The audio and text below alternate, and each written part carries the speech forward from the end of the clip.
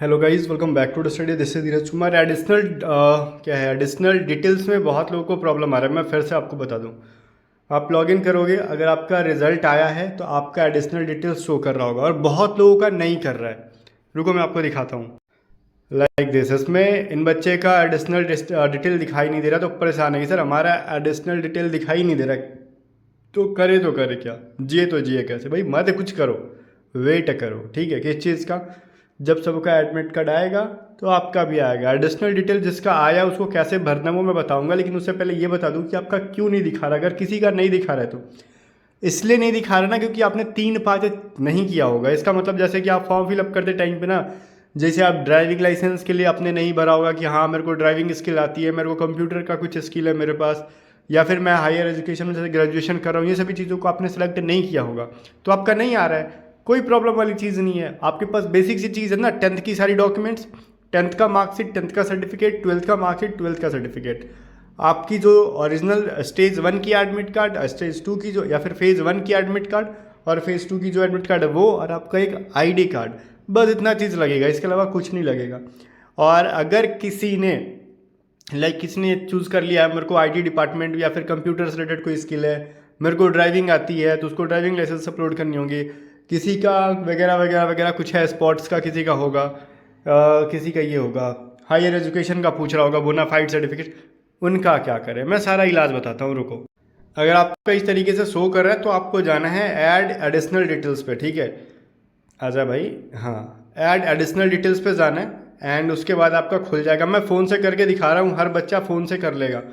ऐसी ज़रूरत नहीं है कि बिना फ़ोन का करें, नहीं, फ़ोन मतलब ऐसा ज़रूरत नहीं हम साइबर कैफ़े जाएंगे, लैपटॉप से कराएंगे, कंप्यूटर से कराएंगे, पैसे वेस्ट नहीं करने, फ़ोन से करा लेने। मैं आपको बताता हूँ, फ़ोन से करोगे ये चीज़ें खुलेंगी। जूम कर देता हूँ। अगर देखो सबका अलग अलग दिखा रहा होगा, किसी ने ड्राइविंग स्किल के लिए अगर इनेबल किया तो आपसे कह रहा है कि ड्राइविंग लाइसेंस दो।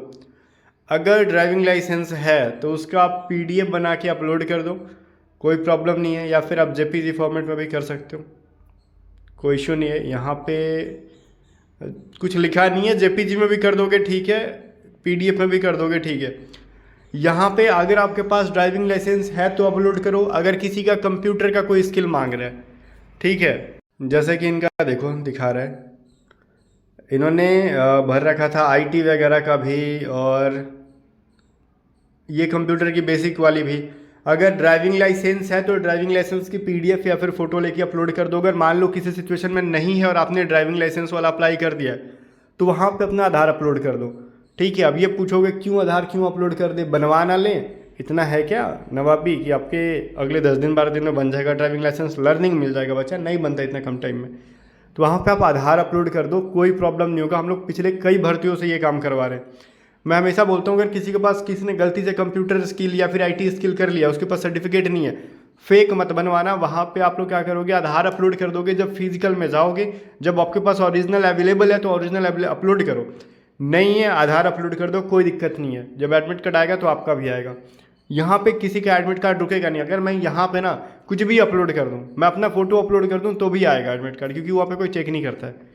ठीक है, आपका वो जब एडमिट कार्ड इशू करते हैं, डेट फिक्स करते हैं, ठीक है, तो सबका एडमिट कार्ड आ जाता है। और जब आप स्टेज 2 में जाओगे तो आपको डॉक्यूमेंट्स में नहीं छाटेंगे। डॉक्यूमेंट्स में वो देखो, अगर ग्रेजुएशन का भी कोई सर्टिफिकेट नहीं है आपके पास ना, तो यहाँ पे भी आधार अपलोड कर दो। है तो ग्रेजुएशन का कुछ भी अपलोड करो। लाइक अगर आपके पास ग्रेजुएशन में कहते हैं ना कि अगर आपके पास वो है, एडमिशन स्लिप है, पार्ट 1 का मार्कशीट है, पार्ट 2 का मार्कशीट है, या फिर आपके पास एडमिट कार्ड है, या फिर कुछ भी है, एडमिशन स्लिप भी है ना ग्रेजुएशन का, वो भी अपलोड कर दो। इसमें कोई दिक्कत वाली बात नहीं आएगी, ये मेरी गारंटी है। ठीक है, क्योंकि पिछली बार मैंने कराया है बहुत सारे बच्चों का, जिसका नहीं है आप आधार अपलोड कराते हैं। बिकॉज आप जब फेज़ 2 में जाओगे ना, वहाँ पे मेनली वो क्या क्या ढूंढेंगे, किसके वजह से आपका डॉक्यूमेंट्स में प्रॉब्लम आ सकती है। अगर आपके पास 10th का सर्टिफिकेट वगैरह नहीं है, मार्कशीट नहीं है, ठीक है, 12th का अगर कोई सर्टिफिकेट या मार्कशीट नहीं है, आपकी स्टेज 1 की अगर एडमिट कार्ड नहीं है, या फिर आपके पास original valid ID card like Aadhaar card नहीं है, पैन कार्ड नहीं है, इनमें से कोई भी एक चाहिए। ठीक है, वोटर आईडी है, वोटर आईडी कार्ड नहीं है, या फिर कुछ भी एक आधार कार्ड तो सबके पास जनरली है, तो कोई प्रॉब्लम नहीं होगा। फ़ोटोज़ वगैरह ले जाना होता है अपना, तो आप खुद जिंदा हो तो फ़ोटो अपना खिंचवा के ले ही जाओगे, इसमें तो कोई प्रॉब्लम नहीं है। वैसे फ़ोटो वही मांगते हैं जो एडमिट कार्ड के ऊपर है, किसी रीज़न से गुम भी हो गया तो वो परेशान नहीं करते हैं आपको, मैं क्लियर बोल दूँ, ठीक है। तो कोई भी फ़ोटो ले सकते हैं, लेकिन अगर गुम हो गया तो अपने एडमिट कार्ड से वो फ़ोटो कट करा के प्रिंट करा सकते हो। अब मैं यहाँ पे बोल रहा हूँ, अगर आप आधार अपलोड कर दें कोई दिक्कत नहीं होगा। अगर आपके पास कोई भी यहाँ से डॉक्यूमेंट नहीं है, अपने जोश जोश में चुन यहाँ की मेरे को आता है, उस टाइम नहीं पता था कि आगे जाके सर्टिफिकेट मांगेंगे, तो अपलोड कर दो। जब फेज़ 2 में आप जाओगे, ध्यान से सुनना, अभी के बाद कोई डाउट आपको नहीं रहेगा। जब आप फेज़ 2 के अंदर जाओगे, वहाँ पे आपसे पूछते हैं, बता आपके पास क्या, आपके पास ड्राइविंग स्किल है? कहोगे नहीं सर मेरे पास स्किल तो है लेकिन वो नहीं है, लाइसेंस नहीं है, तो चलो कट कर देंगे आपका, वहाँ पे कोई दिक्कत नहीं है। 10th 12th का सारा चीज़ मिल जाएगा। उसके बाद आगे एक्स्ट्रा में हायर एजुकेशन वाली, ड्राइविंग स्किल वाली, आईटी वाली, कंप्यूटर वाली, ये सब नहीं भी रहेगा तो आपको आउट नहीं करेंगे भाई, इसकी जिम्मेवारी मेरी, मैं बोल रहा हूँ ना। ये बहुत टाइम से देखा जा रहा है कि बहुत सारे बच्चों का होता है फेज़ 2 में सारा वो जो चीज़ें यहाँ पे तो फॉर्मेलिटी पूरा कर रहे हैं, फेज़ 2 में ये सारे डिटेल्स जो है ना ऑफिशियली एक्सेप्ट किया जाता है डॉक्यूमेंट वेरिफिकेशन में। ये बस फॉर्मेलिटी पूरा करके आपका एडमिट कार्ड इशू करेंगे, और एडमिट कार्ड अभी नहीं आ रहा है किसी का। एडमिट कार्ड जब आएगा आप खाली इसको अपलोड करके ना आप सेव कर दो, लाइक यहाँ पे सेव का जो बटन है दिख रहा है आपको ग्रीन कलर का, वो सेव कर दो। और जिसका ये सब अपलोड नहीं करने के लिए आ रहा है उसको तमाशा देखना, वेट करना। अब ये पूछ रहे कितने डेज तक ये मौका मिलेगा। पिछली बार शायद ये लगभग 20-25 दिन तक खुला ही रह गया था तो कोई दिक्कत नहीं था, लेकिन इस बार कितने दिन तक खुला रहेगा ये बताते नहीं है। अगर किसी रीज़न वाइज अगर आप नहीं भी अपलोड करते हैं ना तो आपको मेल वेल कर देंगे एक बार कि कर दो, ठीक है। अगर मान लो किसी का छूटा भी रह जाता है तो वो खुद से एडमिट कार्ड भेज देते हैं, तो इसमें डरने वाली कोई बात नहीं है। आराम से अगर लग रहा है कि आपको बोनाफाइड सर्टिफिकेट ज़्यादा सीरियस हो बनाना ही है आपको, तो आप ये तो आराम से 10 दिन से ज़्यादा आपको टाइम मिलता है, मिनिमम तो 10 डेज मिल ही जाता है, मैक्सिमम का कोई फिक्स नहीं होता। पिछली बार दिए थे पूरा अच्छा खासा दिन दे दिया था पिछली बार, तो मेरे को एग्जैक्टली याद नहीं है, लेकिन आप अपलोड कर दो, इसके अंदर कोई इशू वाली बात नहीं है, ठीक है। जब मैं कह रहा हूँ कि अपलोड कर दो तो कर दो, और बाकी फेज़ 2 की प्रिपरेशन पे लगो जान लगा के, ठीक है ना। और एडिशनल डिटेल्स के अंदर जो मेजर चीज़ें हैं आपने स्टेज 1 के टाइम पे अपलोड कर रखा है, स्टेज 2 में आपसे एडिशनल डिटेल्स मांग रहे हैं, मेजर चीज़ें नहीं मांग रहे, लाइक जो चीज़ें दिख रही हैं। और इसमें कोई भी, फिर से मैं कह रहा हूँ, डरने वाली बात नहीं है। आधार अपलोड करो, वो सारी करेक्शन फेज़ 2 के अंदर कर देते हैं वो लोग। अगर जो जो चीज़ें आपके पास नहीं है आगे चल के वो आपसे नहीं मांगेंगे, खाली कि अपना फेज़ 2 आप क्रैक कर लेना, ठीक है। मेडिकल के लिए आपको वहीं पे डेट इशू करेंगे। वेट अगर किसी का है कम या ज़्यादा तो वेट किसी को लूज़ करना लूज़ कर लो, अच्छा खासा टाइम है आपके पास। वेट गेन करना वेट गेन कर लो, खा पी के अच्छा खासा है। वेट लूज़ करने का अच्छा उपाय है रनिंग करना, वेट गेन करने का अच्छा उपाय है मॉर्निंग में रनिंग करके आके बहुत जो कहते हैं ना कि चना खाओ, लेकिन जब थोड़ा बहुत नहीं, पेट भर के चना खाओ, गुड़ खाओ, ठीक है, गुड़ समझते हो वो। और रात में या दिन में जब भी दूध पीते हो दूध तो पियो, और उसके साथ 2-3-4 केले खाओ दूध के अंदर डाल के, ठीक है। ये मेरा पर्सनल एक्सपीरियंस है वेट गेन करने का, तो मैंने आपको बताया था, ठीक है। तो आपको दूध के अंदर आराम से केले वगैरह कट करके डाल देने हैं और 5 मिनट छोड़ देने हैं, ठीक है। उसके बाद आपको केले और दूध एक साथ खा लेने हैं। अगर मान लो किसी के पास फिनेंशियली प्रॉब्लम है, आप नहीं गेन कर पा रहे हो, तो आप नींद अच्छी लो, ठीक है। इससे भी हम लोग रनिंग करके आते हो, भर पेट जो मिल रहा है वो खाओ।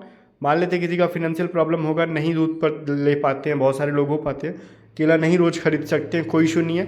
रनिंग करके आओ, चावल खाने पे ध्यान दो, 2 टाइम चावल खाओ, ठीक है, 1 टाइम रोटी खाओ, और नींद ज़्यादा से ज़्यादा लो।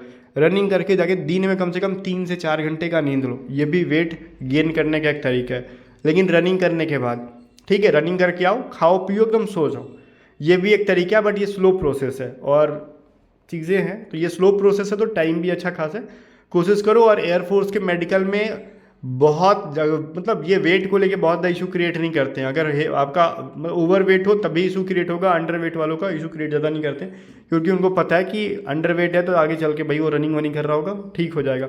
ओवर वेट इसलिए प्रॉब्लम क्रिएट करते हैं क्योंकि ओवर वेट किसी का होता है ना, जैसे अंडर वेट और ओवर वेट में रीज़न क्या होता है ना, प्रॉब्लम क्यों, क्योंकि किसी को थायराइड होता है ना, तो उसका भी वेट बढ़ता नहीं है, और किसी को थायराइड की वजह से किसी का वेट घटता नहीं है, तो वो तो ब्लड चेक में समझ में आ जाता है कि इसको थायराइड नहीं है, तो फिर अंडर वेट और ओवर वेट का तो पहला डाउट तो क्लियर हो गया।